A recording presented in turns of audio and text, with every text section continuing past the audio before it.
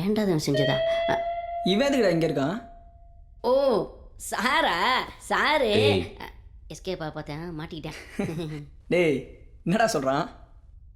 மச்சான், உனது ட்ராஜடி, என்னது ரொமான்ஸ். பாரா. டேய் அவனை பேச விட்றா. எப்பா நல்லா பேசுப்பா, அவன்கிட்ட நல்லா பேசு.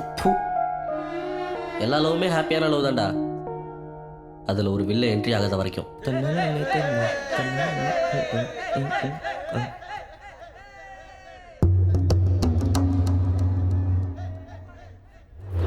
மெக்கானிக் தானடா நீ?